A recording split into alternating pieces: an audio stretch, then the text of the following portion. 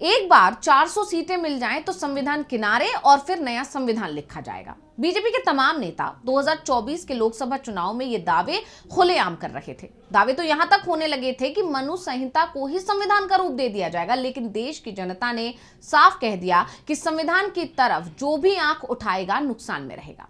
और इस बीच पीएम मोदी का संविधान दिवस पर एक बयान सामने आया है। उन्होंने संविधान के सामने एक बार फिर सिर झुकाया है, बाबा साहब को प्रणाम कर रहे हैं और ये देश के संविधान की ताकत है जिसके आगे प्रधानमंत्री को भी झुकना पड़ रहा है। तो आज हम अपनी स्पेशल रिपोर्ट में बात करेंगे संविधान के सामने क्यों मजबूर दिख रही है बीजेपी। नमस्कार, मैं हूं अंशिता। जिस संविधान को मोदी और पूरी बीजेपी संविधान दिवस के दिन माथे से लगा रहे हैं, एक समय था जब यही बीजेपी संविधान बदलने की बात कर रही थी। कहा यह भी जा सकता है कि संविधान बदलने के लिए पूरी ताकत लगा दी गई थी। 2024 लोकसभा चुनाव से पहले बीजेपी 400 पार के नारे लगा रही थी। इसके पीछे बीजेपी की मंशा संविधान बदलने की थी और यह बात किसी और ने नहीं, विपक्ष ने नहीं, बल्कि बीजेपी के ही नेताओं ने कही थी। बीजेपी नेताओं का कहना था कि अगर बीजेपी 400 पार से ज्यादा सीटें ले आएगी तो संविधान बदलना आसान हो जाएगा। लेकिन बीजेपी नेताओं का यह बयान पार्टी के लिए ही उल्टा साबित हो गया और 400 पार तो दूर, बीजेपी अपने बलबूते सरकार तक नहीं बना पाई। यानी बीजेपी जिस संविधान को बदलने का सपना देख रही थी, जनता ने उस संविधान की ताकत बीजेपी को दिखा दी और बैसाखियों पर टिकी बीजेपी सरकार 2024 के बाद कई मौकों पर मजबूर दिखी है। ये संविधान की ताकत का ही नतीजा है कि मोदी सरकार को अपने तीसरे कार्यकाल में कई फैसलों पर यू टर्न लेना पड़ा है तो कई फैसलों पर विचार करना पड़ा है।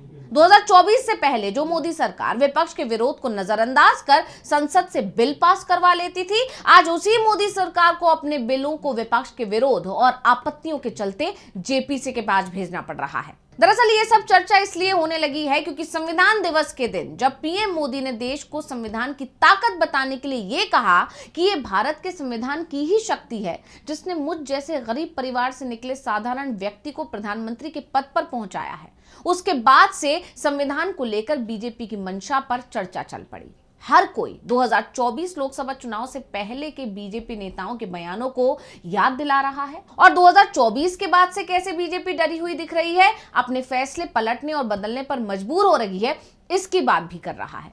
तो मोदी सरकार ने अब तक कितने फैसले बदले या उन पर विचार किया, इस पर चर्चा करेंगे। लेकिन इस वक्त चर्चा राहुल गांधी के पोस्ट की भी हो रही है जिसमें उन्होंने फिर से सरकार को घेरने की कोशिश की। तो राहुल गांधी ने अपने सोशल मीडिया हैंडल से पोस्ट किया जिसमें उन्होंने लिखा कि भारत का संविधान सिर्फ एक किताब नहीं, ये देश के हर नागरिक से किया गया एक पवित्र वादा है। वादा कि चाहे कोई किसी भी धर्म या जाति का हो, किसी भी क्षेत्र से आता हो, कोई भी भाषा बोलता हो, गरीब हो या अमीर हो, उसे समानता, सम्मान और न्याय मिलेगा। संविधान गरीबों और वंचितों का सुरक्षा कवच है, उनकी शक्ति है और हर एक नागरिक की आवाज है। जब तक संविधान सुरक्षित है, हर भारतीय के अधिकार सुरक्षित हैं। आइए हम प्रण लें कि हम संविधान पर किसी भी तरह का आक्रमण नहीं होने देंगे। इसकी रक्षा करना मेरा कर्तव्य है और इस पर होने वाले हर प्रहार के सामने सबसे पहले खड़ा रहूंगा। आप सभी को संविधान दिवस की हार्दिक शुभकामनाएं।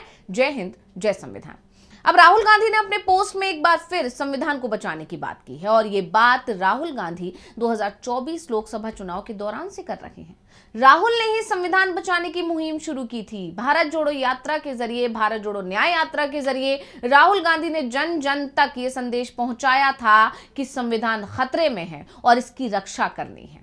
राहुल की ये कोशिश रंग लाई थी। नतीजा, बीजेपी लोकसभा चुनाव में 240 पर सिमट गई थी, यानी अपने अकेले के दम पर बहुमत तक हासिल नहीं कर पाई थी और उसी का नतीजा रहा कि आज बीजेपी के तेवर बदल गए हैं। सरकार अपने कई फैसले पलटने पर मजबूर हुई है और ताजा उदाहरण चंडीगढ़ से संबंधित एक विवादास्पद विधेयक को स्थगित करने का है। अभी हाल ही में सरकार की तरफ से लोकसभा और राज्यसभा बुलेटिन में बताया गया था कि 1 दिसंबर से शुरू होने वाले संसद के आगामी शीतकालीन सत्र में संविधान 131वां संशोधन विधेयक 2025 सरकार पेश करेगी और विधेयक में चंडीगढ़ को अनुच्छेद 240 के तहत शामिल करने का प्रावधान है, जिससे राष्ट्रपति को केंद्र शासित प्रदेश के लिए सीधे नियम कानून बनाने का अधिकार मिल सकेगा।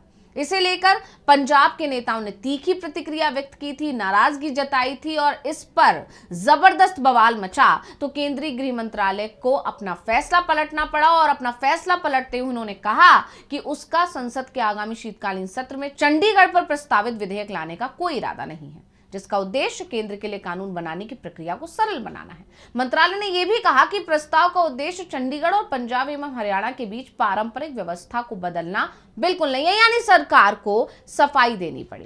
यही नहीं, इससे ठीक कुछ दिन पहले एक और विधेयक पर विवाद हुआ था, जिसके बाद केंद्रीय शिक्षा मंत्रालय ने 8 नवंबर को एक समान रूप से विवादास्पद अधिसूचना को वापस ले लिया, जिसमें पंजाब विश्वविद्यालय के प्रशासनिक ढांचे को बदलने की बात कही गई थी। इससे पहले 2024 में केंद्रीय मंत्री जितेंद्र सिंह ने 20 अगस्त को संघ लोक सेवा आयोग यानी यूपीएससी को पत्र लिखकर 3 दिन के भीतर केंद्रीय मंत्रालयों में मध्य स्तरीय पदों पर विलंबित प्रवेश लेटरल एंट्री के लिए आवेदन आमंत्रित करने वाले विज्ञापन को वापस लेने का निर्देश दिया था।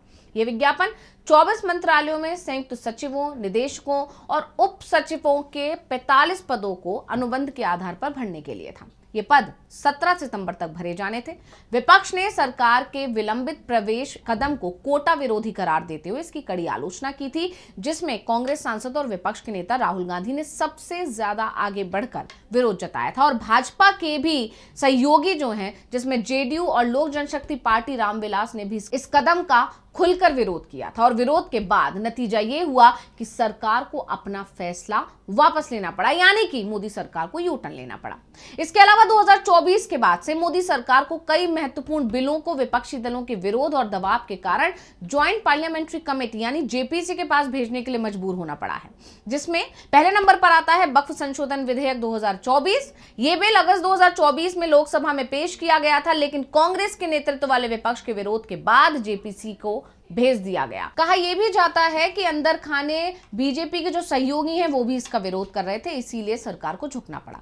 इसके अलावा संविधान 129वां संशोधन विधेयक 2024 और संघ राज्य क्षेत्र कानून संशोधन विधेयक 2024 वन नेशन वन इलेक्शन से संबंधित ये दिसंबर 2024 में पेश किए गए थे। विपक्ष के विरोध के बाद सरकार ने इन्हें जेपीसी को रेफर करने पर सहमति जताई।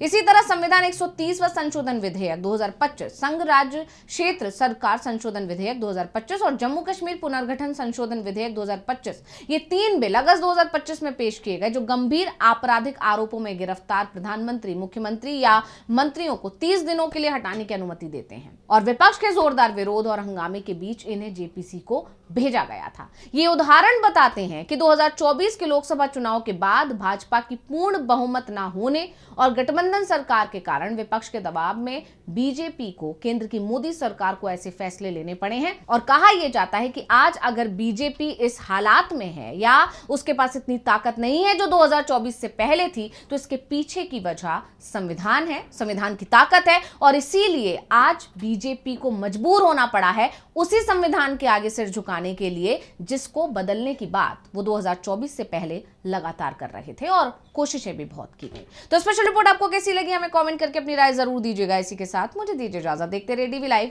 नमस्कार।